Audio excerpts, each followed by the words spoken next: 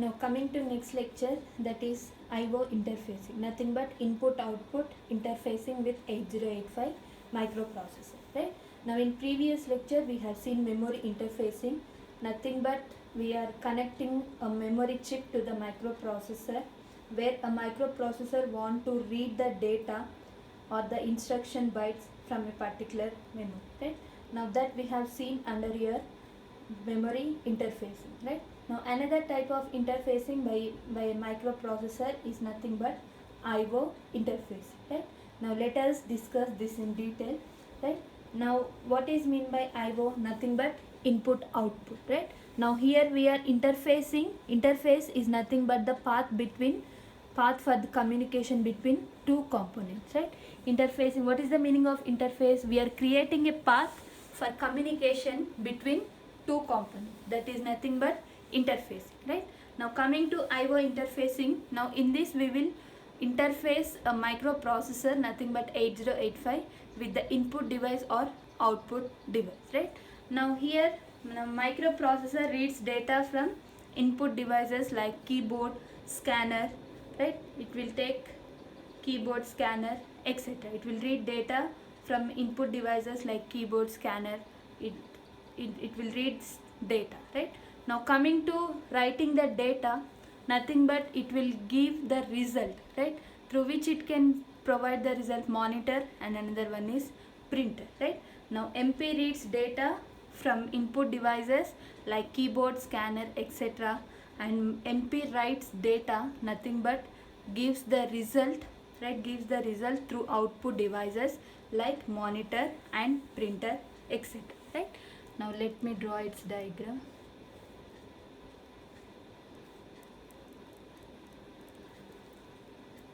Now this is your basic microprocessor, right?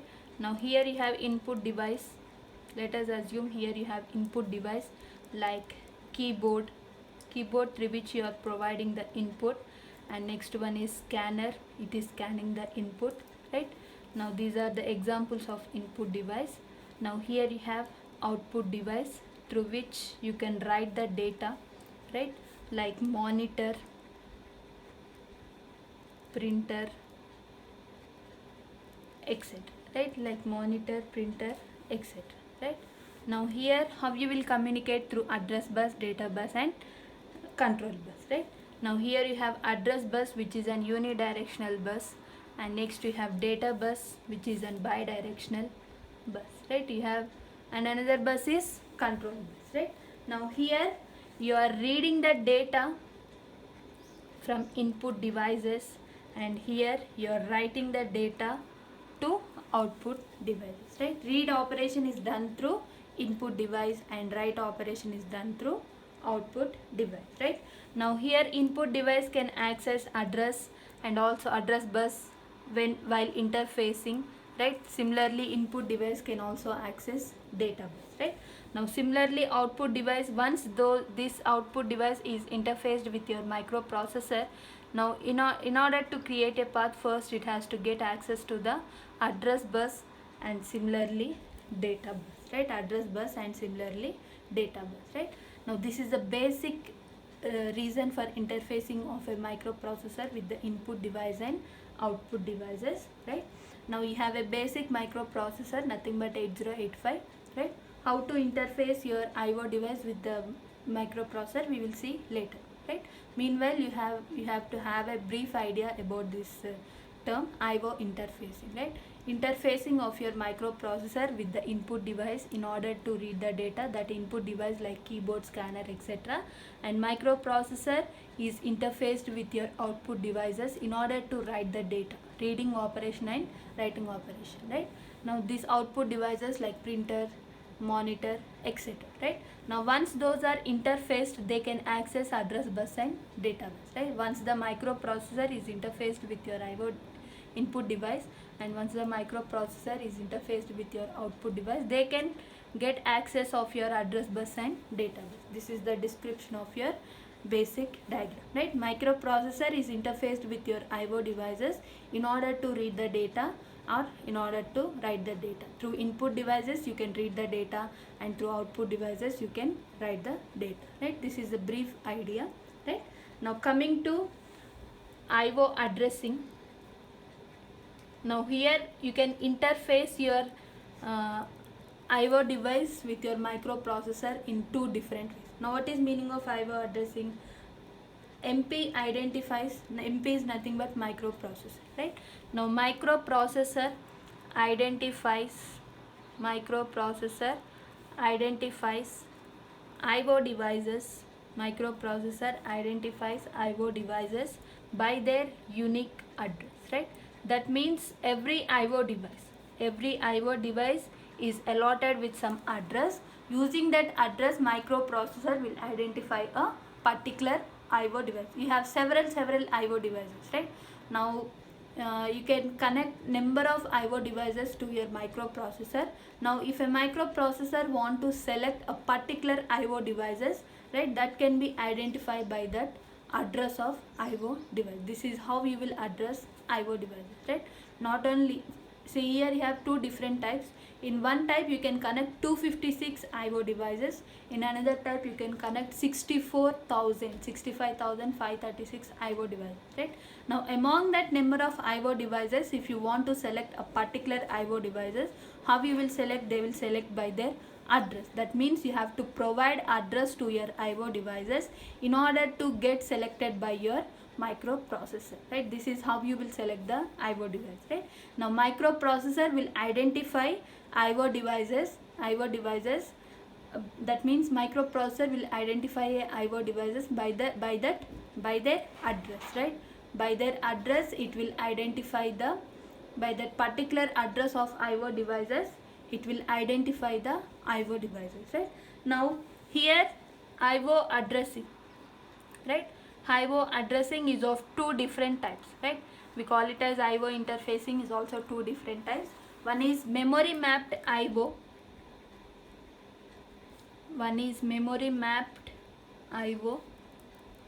And another one is I/O mapped I/O. One is memory mapped I/O and another one is I/O mapped I/O. This addressing of I/O devices is done in two different ways. One is memory mapped I/O and another one is I/O mapped I/O, right? Now what is the meaning of memory mapped I/O? Now what is the meaning of I/O mapped I/O? Right? Let us see. Now memory mapped I/O is nothing but in this particular addressing, right? In this particular addressing we will treat, that means we will I/O device is treated or addressed as one of the memory location, right? Now in this particular addressing, I/O device, right, whether it may be input device or output device, right, whether it may be input device or output device, I/O device is treated as one of the memory location, right, one of the memory location. This is about memory mapped I/O. You will have a brief idea while interfacing of your microprocessor with the I/O device, right? Meanwhile, you remember what is the meaning of memory mapped I/O and I/O mapped I/O, right? Under memory mapped I/O, you are addressing I/O devices as one of the memory location, right? Now coming to I/O mapped I/O, now in this I/O device, right, I/O device is treated as I/O device only. If you are treating I/O device as one of the memory location, now that addressing we call it as memory mapped I/O. Since we are addressing your I/O devices with a particular memory location, now that's why it is called memory mapped I/O. Since you are treating I/O devices as I/O devices itself, we are calling it as I/O mapped I/O, right? Now this is brief description. Now what is the difference between I/O mapped I/O and memory mapped I/O? We will see later, right? Now meanwhile, you remember this overall idea, right? Now microprocessor, it can read the data, right? Now why you are interfacing with your I/O devices? Either to read the data or to write the data. The main purpose of interfacing of your microprocessor with any device, right? Not only this, you can interface with your external components also.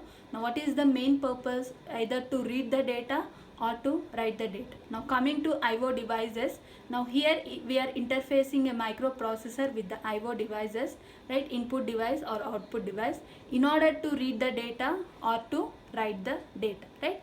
Now using, if you are interfacing microprocessor with the input devices like keyboard or scanner, that through which you are reading the data, read operation can be done, right? Now if you are interfacing your microprocessor with the output devices like monitor, scanner, monitor, printer, right? Now these are used to write the data, you are printing the result, right? Now microprocessor will perform read operation through input device and it will perform write operation through output device, right? Once the interfacing is done, they can access address or data bus of your microprocessor, right? Now coming to IO addressing, right? You have several number of IO devices, right? You can connect number of IO devices, but if you want to select a particular IO devices, that can be done through their address, right? Every IO devices is given with address. Using that address, microprocessor will identify a particular IO device, right? Now that IO addressing is of two different types. One is memory mapped IO and another one is IO mapped IO, right? Now coming to memory mapped IO, in this IO device is treated as one of the memory location. Now coming to IO mapped IO, in this IO device is treated as IO device only, right? Now this is the basic description, right? Now coming to, we will see what is mean by IO mapped IO, right? Now let us see IO mapped IO addressing.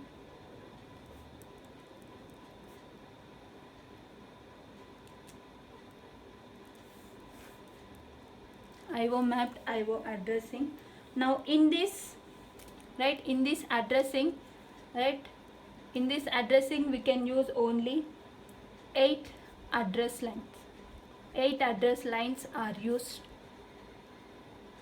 8 address lines are used. Now what are those? A7 to A0, right? 8 address lines are used, right? In order to address a particular IO device under IO mapped IO, we are taking, that will consider only 8 address lines, that is A7 to A0, right? Now how many addresses it can generate? 2 power address lines, right? 2 power address lines, that is nothing but 2 power 8, that is nothing but 256 addresses can be generated. Since we are using 8 address lines only under IO mapped IO, now it can generate only 256 addresses, right? 256 addresses, right? Now under this IO mapped IO, 256 input as well as 256 output, right? 256 input and output devices can be addressed, right? 256 addressed or connected, right? 256 input and 256 output devices can be addressed and those are connected to your microprocessor, right? Now here we will use in and out instruction, right? You have in and out instruction under your instruction set. We have seen this, right? Now in and out instructions are used, right? Now in is used to read the data, right? In is used to read the data. In instruction is used to read the data and out instruction is used to write the data, right? You can refer that instruction set. We are using in instruction in order to read the data and we are using out instruction in order to write the data, right? Now since it is an memory interfacing, IO interfacing, now this particular pin should be logic 1, IO/memory bar, right? Since it is an IO interfacing, IO/memory bar should be 1, right? IO/memory bar should be 1. In order to read the data, read signal should be 0, and in order to write the data, write signal should be 0. Now here you will have two different signals, IO RD bar, right? Which is nothing but IO reading, right? Input output reading. Now similarly you have IO write, right? Which is nothing but input output writing, right? This is the basic description of IO mapped IO addressing, right? Basic description of IO mapped IO addressing, right? Now in this we are using only 8 address lines. Under addressing of IO mapped IO, only 8 address lines are used, right? Since those are only 8 address lines, now 2 power address lines, what is the value? 256 address can be generated, right? Now using these 256 addresses, now those can be given to the 256 input and 256 output, right? Now 8 address lines are used, that is A7 to A0. That means 256 addresses are generated, nothing but 2 power 8, right? That means 256 input and 256 output devices can be addressed using these addresses, right? That means you can connect the number of devices connected under IO mapped IO to your microprocessor are 256. Up to 256 IO devices you can connect to a microprocessor under IO mapped IO, right? Now here you will use in and out instruction. In is used to read the data and out is used to write the data. In is used to read the data and out is used to write the data, right? Now here IO/memory pin memory signal should be 1, right, since it is an IO interfacing. In order to read the data, read signal should be active low, and in order to write the data, write signal should be active low, right? Now let us see memory mapped IO addressing.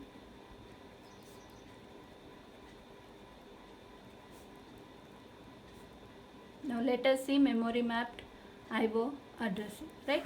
Now how many address lines here we can use? Since it is an memory, A0 to A15, 16 address lines are used here, right? Whereas under IO mapped only 8 address lines, right? Now how many addresses can be generated? 2 power 16, nothing but 65,536, right? 2 power 16, nothing but 65,536 addresses can be generated, right? Now number of devices that can be addressed are number of, that means 65,536 IO devices can be addressed, right? 65 can be addressed, right? Can be addressed, right? Now here we can't use in and out instruction, right? Here we can't use in and out instruction. We have special instruction like LDA address and STA address, right? LDA address and STA address, right? LDA address, this is used for read operation because the contents of accumulator, loading accumulator, whatever the contents of addresses are there, that is loaded with accumulator, right? Now store address is used for write operation, right? Store address is used for write operation, right? Now IO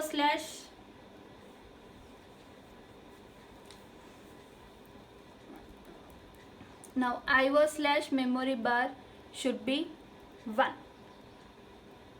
should be 0, since it is an memory mapped IO addressing, right? Since it is an memory mapped IO addressing, this should be logic 0. In order to read the data, RD bar should be logic 0. In order to write the data, WR bar should be logic 0, right? Now this is the basic introduction of IO interfacing, right? Now what is the difference? Here we are using 8 address lines under IO mapped. Under memory map we are using 16 address lines, right? Now here you can connect 256 IO devices under IO mapped IO addressing. Now here you can connect 64,000 chain, that is nothing but 65,536 IO devices can be connected, right? Now it can generate 2 power 8 addresses. Now this can generate 2 power 16 addresses, right? Now it can address up to 256 devices, and this can address up to 65,536 devices, right? Now in and out instruction are used for reading and writing the data. Now here you have special instructions like LDA and STA, right? Now those are used for reading and writing the operation, right? IO/memory bar signal should be 1, since it is an IO mapped IO addressing. Now this should be logic 0 under memory map, since it is an memory, right? Because IO device is treated as one of the memory location. For reading the data it should be active low, and for writing the data it should be active low, right? Now this is the basic description of IO interfacing, right? You have a general purpose IO device, right? You have a general purpose IO devices, that is 8255, right? You have a general purpose IO devices 8255. Now that 8255 should be interfaced with your microprocessor in 2 different ways. One is IO mapped IO and another one is memory mapped IO. Then you will have a clear idea about this address, right? You have a special general purpose IO device, right? This is also called as programmable peripheral interface, PPI, programmable peripheral interface, right? Now this general purpose IO device, which is nothing but 8255, that should be interfaced with your microprocessor under these two types of addressing, that is IO mapped IO addressing and memory mapped IO addressing, right? Now before interfacing your 8255 with microprocessor, we should know about this 8255, right? That we will see in next lecture, right? Now next lecture will come with the topic of 8255, that is general purpose IO device, in which we will see the architecture of 8255, right? And after that we will see the pin diagram of 8255. Then that particular 8255 has to interface with your microprocessor in two different types of addressing. One is IO mapped IO and another one is memory mapped IO, right? Now this is the brief description of IO interfacing. In next lecture we will see about general purpose IO device, that is 8255, right? 8255, we will see its architecture along with its pin diagram.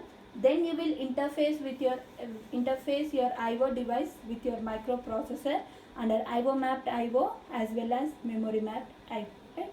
Now we will see 8255 in next lecture, right? Thank you.